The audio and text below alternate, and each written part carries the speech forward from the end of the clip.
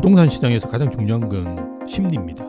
수요와 공급이 아주 지리한 심리 게임이라고 보통 표현을 하거든요. 심리적으로 지금 부동산 시장 자체가 그렇게 낮다라고 생각을 안 하기 때문에 여기서 뭐 폭등할 가능성은 크지는 않다라고 봅니다. 그 물가가 한 20% 가까이 올랐는데 집값은 사실은 20% 가까이 떨어졌어요. 그런 상황이기 때문에 오히려 뭐 오를 가능성이 높다라고 보시는 게 거시경제적으로 맞습니다. 분양가가 지금 계속 오르지 않습니까? 그래서 분양가가 오르는데 집값이 떨어진다?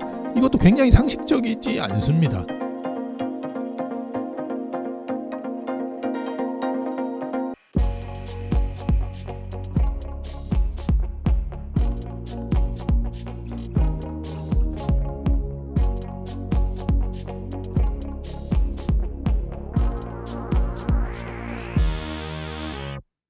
이제 25년도 2달이 채 안 남았는데 25년 그리고 앞으로 3년 부동산 시장이 폭등할 가능성 또는 붕괴할 가능성 각각 어느 정도라고 보시나요? 붕괴할 가능성은 거의 없다라고 보시면 되고요. 폭등할 가능성도 그렇게 많지 않습니다. 그게 지금 현재 가격대를 낮다고 생각하시는 분이 아무도 없지 않습니까? 그냥 심리적으로 이제 그건 억누르고 있다는 말이거든요.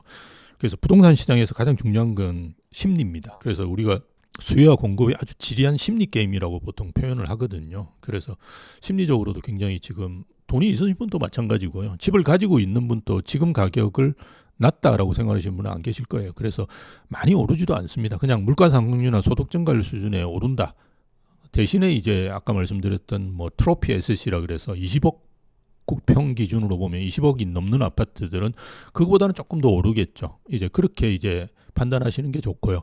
또 하나 이제 우리가 거시경제 전체적으로 본다 그러면 부동산이라는 건 실물 자산입니다. 그래서 실물 자산은 인플레이션 해지 기능이 있어요. 그래서 지금 물가가 한 그 팬데믹 이후에 한 20% 정도 올랐다고 보시면 됩니다. 여러분 주변에 밥값이라든지 저는 이제 삼형제인데요. 가끔씩 이제 만나서 저녁을 먹습니다. 먹는데 호텔에서 먹거든요. 나이도 이제 다들 많고 뭐 어느 정도 자산도 있고 이러니까 그렇게 하는데요. 호텔의 뷔페가 10만 원 하다가 1인당 지금 한 20만 원 합니다. 어디에 가든지 20만 원 이하 아마 여러분 특급 호텔 뷔페는 찾아보기 힘들 거예요. 그게 2배 올랐어요. 근데 집값이 떨어질까요? 그건 상상하기 힘들어요. 그리고 특히나 팬데믹 기간 동안에 집값이 한 10에서 20% 정도 떨어졌잖아요. 그죠? 그래서 실제로 물가가 오르는데 집값이 떨어진다는 거는 상상하기 힘듭니다.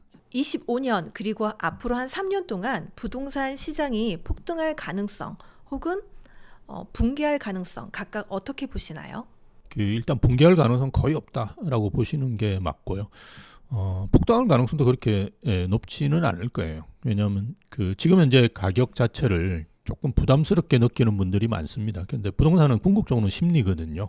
그래서 수요와 공급이 지리한 심리 게임이라고 저는 표현하는데요. 심리적으로 지금 부동산 시장 자체가 그렇게 낮다라고 생각을 안 하기 때문에 여기서 뭐 폭등할 가능성은 뭐 크지는 않다라고 봅니다. 대신에 이제 그 트로피 에셋이라고 해서 앞에서 말씀드렸던 뭐 국평 기준으로 한 20억 넘는 아파트 같은 경우는 상승률이 조금 더 높겠죠. 하지만 이제 물가 상승률이나 소득 증가율 수준 정도에서 집값은 오르지 않을까, 그렇게 보는 게 합리적이고요. 폭락할 가능성이 없다라고 제가 말씀드릴 수 있는 거는 부동산이라는 건 실물 자산입니다. 실물 자산은 인플레이션 해지 기능이라고 우리가 표현을 하는데요. 물가가 오르면 따라 오릅니다. 여러분 주변에 밥값이라는 게 그 팬데믹 전에 에 비해서 대략 20-30%씩 다 올랐을 거예요. 특히나 이제 호텔 뷔페 이런 거는 10만 원대였다가 지금 다 20만 원 합니다. 그래서 그렇게 오르는데 집값만 떨어진다? 그건 사실은 상상하기 힘들고요. 분양가가 지금 계속 오르지 않습니까? 그래서 분양가가 오르는데 집값이 떨어진다? 이것도 굉장히 상식적이지 않습니다. 우리가 상식선에서 생각해 보면 이미 뭐 그 물가가 한 20% 가까이 올랐는데 집값은 사실은 20% 가까이 떨어졌어요. 그런 상황이기 때문에 오히려 뭐 오를 가능성이 높다라고 보시는 게 거시경제적으로 맞습니다. 그래서 그런 점 고려하셔가지고 잘 판단하시면 좋을 것 같아요. 부동산 시장에서 정부 규제가 굉장히 중요한 역할을 하는데요. 이 정부 규제가 미치는 영향력에 대해서는 어떻게 보시나요? 단기적으로는 효과가 있습니다. 우리가 문재인 정부 때 그리고 우리가 그 소위에서 참여정부라고 해서 노무현 정부 때 여러분들이 경험해 보셨을 겁니다. 그래서 단기적으로는 분명히 뭐 효과가 있는데요. 장기적으로 보면 효과가 없습니다. 앞에서도 비슷한 이야기 드렸는데요. 한 3에서 6개월 정도 효과가 있고요. 그 다음에 가격이 오르는데요. 문재인 정부 때 쫙 기억해 보시면 더 오릅니다. 왜? 안 올랐던 것까지 합쳐져서 오르고 시장이 왜곡되기 때문에 특정 지역이나 특정 상품 중심으로 오릅니다. 그래서 규제라는 게 가격을 올린다라고 경제학 교과서에 나와 있습니다. 그래서 지금 현재 정부에 계신 분들이나 이런 분들은 좀 경제학 교과서를 좀 보시면 좋지 않을까 싶고요. 우리가 대표적으로 이제 규제가 미치는 효과를 동결 효과하고 정가 효과라고 그럽니다. 동결 효과는 이제 매물이 안 나오는 거죠. 이게 문재인 정부 때 많이 나왔었는데요. 지금은 매물이 꽤 나옵니다. 왜 나오느냐 그러면 윤석열 정부 들어가지고 그래도 규제 완화를 한 몇 개 안 되는 게 다주택자 양도세 중과 배제를 유예시켰죠. 그래서 배제를 했습니다. 그래서 매물이 꽤 나오는데요. 그래서 동결 효과는 뭐 크지 않은 것 같습니다. 대신에 이제 지어지지 않는 거는 이제 동결 효과가 있는 거죠. 뭐 분양가 상한제라든지 뭐 이런 것 때문에. 대신에 이제 정가 효과는 굉장히 크게 나오고 있습니다. 이게 뭐냐 그러면 세입자한테 정가를 한다는 겁니다. 그래서 전세 가격이나 월세 가격들이 오르는 거죠. 물론 정가할 수 있는 데만 정가를 하는 거죠. 그 주거 선호 지역 중심으로 해서 세입자한테 이제 전세 가격을 올리거나 월세 가격을 올리고 주거 선호 지역 같은 경우는 가격에도 올립니다. 그죠? 세금이 많으면 그 세금을 당연히 정가를 시키거든요. 정가를 시키는데 우리가 기름값이 오르면 더 올리죠. 마찬가지입니다. 본인이 이제 세금보다도 훨씬 더 많이 올려서 정가를 시키는 정가 효과가 지금 발생하고 있고요. 그런 것들이 주거 선호 지역에서 나타나고 있다라고 볼 수 있습니다. 그래서 규제는 하면 정말 정교하게 해야 됩니다. 그거는 부동산 시장을 잘 아는 사람들이 해야 되는데요. 정부에 있는 분들 보면 알면서도 그렇게 하는지는 모르겠는데요. 잘 모르는 것 같아요. 그러다 보니까 시장이 왜곡되고 계속 오르고 있는 겁니다. 혹시 무주택자 분들이 내 집 마련을 하기 위한 전략 어떻게 가져가면 좋을까요? 지금 무주택자 분들은 무조건 사셔야 됩니다. 그래서 저는 이제 2주택 하시는 것도 굉장히 고민하시다라고 말씀을 많이 드립니다. 왜냐하면 2주택 하시면 일시적 2주택으로 해서 그죠? 지금은 이렇게 넘어가실 수는 있거든요. 근데 그게 이제 기존 주택을 파는 게 3년입니다. 3년. 잘 아셔야 됩니다. 예전에는 문제가 없었어요. 근데 지금은 이제 계약갱신 요구권입니다. 정확하게는 알려지기는 청구권인데요. 계약갱신 요구권을 쓰게 되면 4년을 사셔야 돼요. 그래서 안 팔릴 수가 있습니다. 그렇게 되면 아주 심각한 문제가 발생할 수 있거든요. 그래서 그리고 만약 2주택을 가지고 계신다. 그런데 다음 정권이 어떻게 될지 아무도 모릅니다. 이거는 우리가 정치적인 리스크라고 하는데요. 여러분이 지금 재산세 얼마 안 나오던데 이렇게 생각하시는 분들은 그게 왜 그런지를 잘 아셔야 되는데요. 윤석열 정부 들어가지고 그 공시가 현실화율을 낮추고 공정시장 가액 비율을 낮췄습니다. 그러다 보니까 싼 거예요, 재산세가. 이걸 그냥 원칙대로만 돌려놓으시면 3배에서 많으면 5배를 내셔야 됩니다. 그래서 그거 생각하시고 2주택, 3주택으로 늘리시는 게 좋고요. 제가 대부분 이야기하는 거는 1주택자분들이 그죠? 갈아타기 하시거나 뭐 이러는 거. 갈아타기 할 때 핵심이 뭡니까? 내 걸 팔아야 됩니다. 그죠? 그래서 일시적 2주택 문제가 없기 때문에 제가 이제 갈아타기 문제를 말씀을 많이 드리는데요. 무주택자분들은 정말 지금 좋은 환경입니다. 그래서 매입하시는 것이 좋지 않을까. 왜냐하면 앞에서도 말씀드렸듯이 일단 좋은 상품을 이렇게 살 수 있습니다. 청향 고를 수 있고 그죠. 깎아달라 그래도 지금 집주인분들은 깎아주시거든요. 그래서 좋은 조건에 하실 수 있고 지금 사시더라도 당연히 내년에 이제 대출을 일으키실 거니까요. 그런 점을 한다 그러면 대출 규제에서도 뭐 크게 뭐 피곤하지 않으실 거예요. 그리고 은행에서 이제 빌릴 수 있으면 최대한 빌리시는 게 좋습니다. 어떤 분은 이제 영끌 조장한다고 뭐라고 하시는데요. 은행에서 영끌을 안 해줍니다. 어느 은행에서 여러분한테 그 영끌만큼 빌려주겠습니까? 그 절대로 안 빌려줍니다. 그리고 외국에 살다 오신 분들은 잘 아시겠지만 우리나라가 대출을 안 해주는 나라 중에 하나입니다. 외국에는 80% 빌려주는 게 기본이고요. 제가 이제 일본이나 미국에 이제 자주 예전에 왔다 갔다 했는데요. 미국은 뭐 지금도 자주 왔다 갔다 합니다. 하는데 그 나라들은 모기지 다운페이먼트라 그래가지고 1%만 내면 99%를 빌려주는 상품이 있습니다. 물론 이제 그 직장이라든지 신용도가 아주 튼튼해야 됩니다. 그걸 평가할 수 있는 능력을 가지고 있습니다. 그러니까 심지어 미국 같은 경우는 SNS를 다 열어요. 계정을. 그렇게 해서 이 사람이 이제 어디 소비하고 있는지 이런 걸 잘 판단해서 그렇게 빌려줍니다. 그렇게 99%를 빌려주는 상품들도 있습니다. 근데 우리는 잘 안 빌려줍니다. 여러분, 우리나라 담보대출이 우리나라가 한 500조 정도 됩니다. 500조 정도 되는데요. 주택담보대출 제가 말씀드립니다. 일본이 한 우리나라 환율 기준으로 따져보면 한 2,000조 정도 됩니다. 일본이 우리보다 가격이 낮습니다. 인구는 한 3배가 안 될 거예요. 근데 더 많죠. 주택담보대출이. 그리고 미국은 상상을 초월합니다. 경 수준으로 넘어갑니다. 근데 미국이 우리보다 가격이 높지는 않고요. 제가 이렇게 비교를 해보면. 물론 비싼 주택들은 엄청난 주택들이 있습니다만 인구가 한 6배 정도밖에 안 많습니다. 근데 담보대출은 굉장히 큽니다. 외국은 가보시면. 그 많이 빌려주기 때문에 그렇습니다. 근데 가계부채 문제가 우리나라는 심각한데요. 이 가계부채가 뭔지를 좀 고민하셔야 됩니다. 제가 볼 때 그 사업자 대출이 되게 많습니다. 그 자영업자분들. 그게 제가 알기로 1,000조가 넘는 걸로 알고 있습니다. 그래서 오히려 이제 이런 부분을 건드려야 되는데 이게 건드리기 힘들어요. 주택담보대출은 굶어 죽지는 않지 않습니까? 그죠? 근데 자영업자 대출을 조이는 순간 아주 심각해지는 문제가 발생하기 때문에 저는 정부에서 이걸 그냥 방관하고 있다고 봐요. 그래서 많이 안 빌려주기 때문에 연끌하셔도 됩니다. 걱정 말고 은행에서 빌려준다 그러면 다 받으세요. 연끌 아닙니다. 절대로. 예. 갈아타기를 고려하시는 분들이 가장 많이 하시는 질문 중에 하나가 상승기에 갈아타는 게 좋은지 아니면 조정, 하락기에 갈아타는 게 좋은지 하는 건데요. 어떻게 보세요? 하락기 때 갈아타는 게 제일 좋죠. 아까 말씀드렸듯이 하락기 때는 주거선호 지역이 금액적으로 훨씬 더 많이 떨어집니다. 그래서 자연스럽게 그쪽으로 이제 갈아탈 수 있는 기회가 있고요. 하락기 때 되면 정부에서 정책금융이라 그래서 우리가 대부분 이제 보금자리로는 이제 디딤돌 대출입니다. 그런 것들을 많이 빌려주죠. 네, 그래서 그런 걸 받으셔가지고 이렇게 할 수 있는 정도의 주택들은 거래는 어느 정도 되거든요. 물론 이제 가격은 뭐 오히려 더 떨어질 수도 있는데요. 뭐 그래서 뭐 내 것 떨어져 봤자 몇천 더 떨어지니까요. 몇 억 더 떨어진 데 가서 사시면 훨씬 좋습니다. 그래서 올 초에 이제 갈아타기 많이 하신 분들이 대부분 승자십니다. 정말 마포만 해도 몇 억 올랐고요. 강남은 한 10억 올랐다고 생각하시면 돼요. 개포동의 신축 아파트들 같은 경우는 30평대가 20억 뭐 이런 초반 상품들도 많았어요. 지금 다 평당 1억 정도 합니다. 레미안 원밸리도 여러분 50억 뭐 60억 이야기 하셨지만 올해 초 30억대 거래가 있습니다. 찾아보세요. 이렇게 있습니다. 그래서 그때 갈아타기 하신 분들은 지금은 20억 더 그죠 시세 차익을 낼 수 있는 수준까지 올랐잖아요. 그래서 조정기 때라든지 하락기 때 갈아타시는 게 좋고요. 상승기 때는 손해 보셔야 돼요.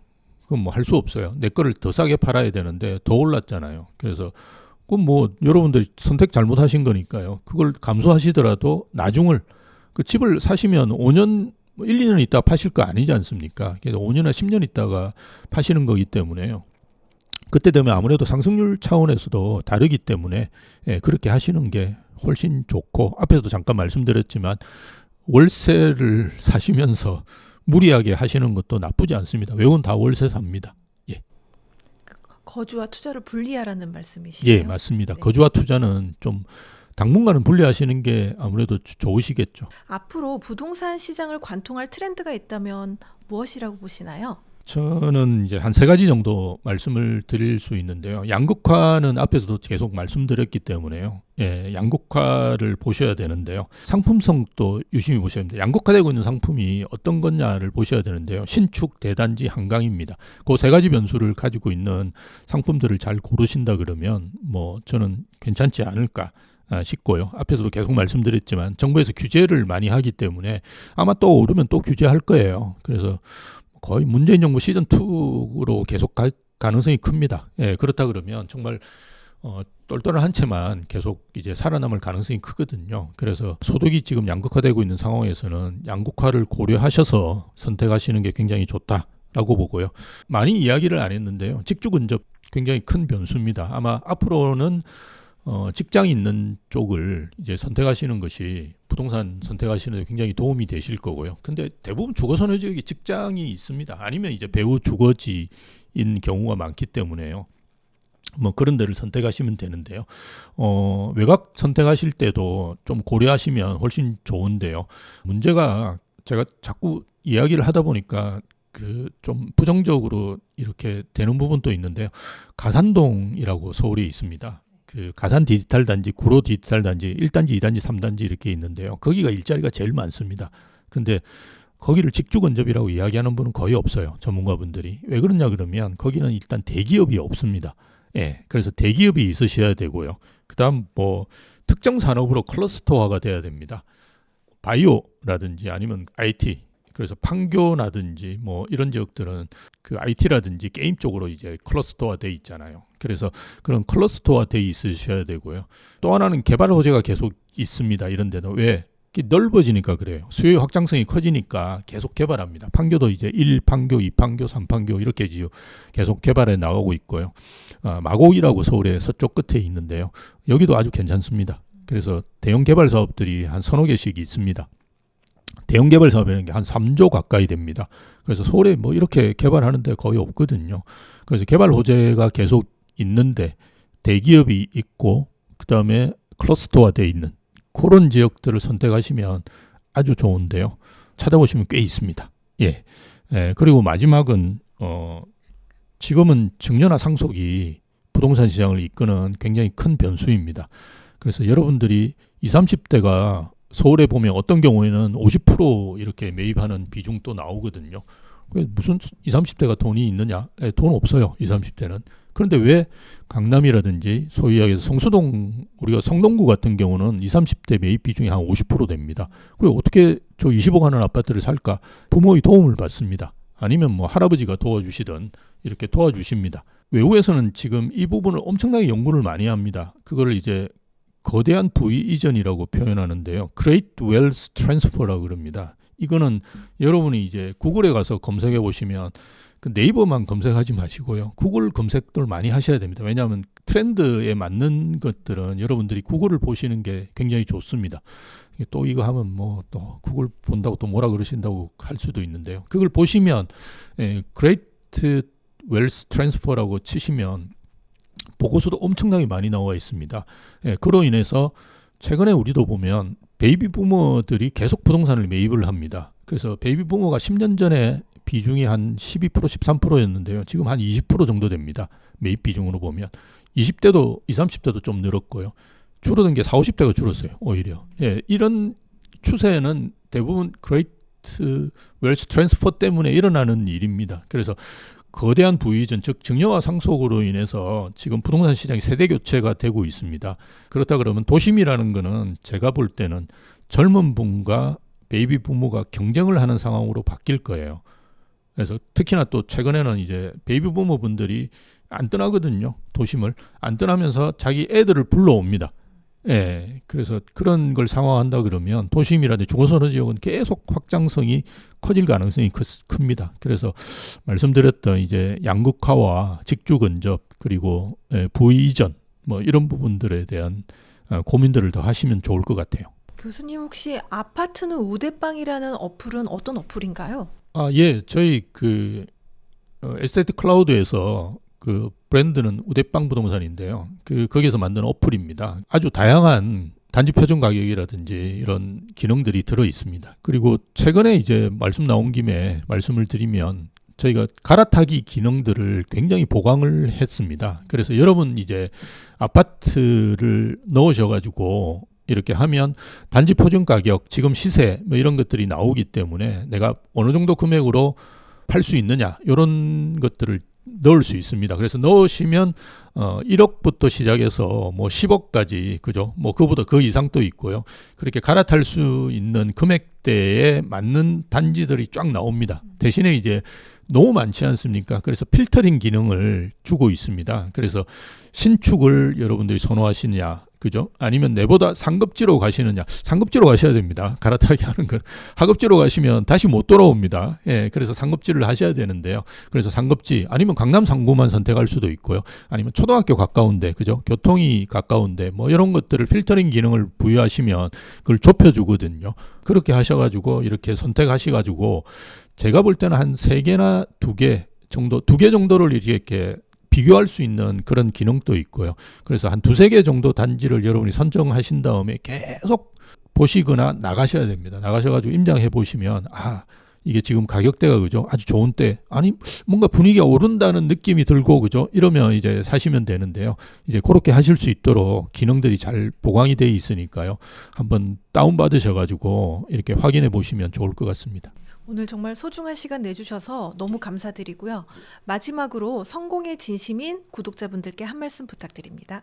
예, 저희 때는 뭐 한 번만 투자해서 잘해도 그죠? 뭐 먹고 사는데 별 지장 없을 정도로 많이 올랐는데요. 앞으로는 여러분 아마 오래 사셔야 되고요. 저보다도 더 뭐 한 10년, 20년 더 오래 사셔야 될 거고 대신에 직장에서 빨리 나가라고 할 가능성이 큽니다. 그럴 경우에는 자산 관리를 오랜 기간 하셔야 되기 때문에요.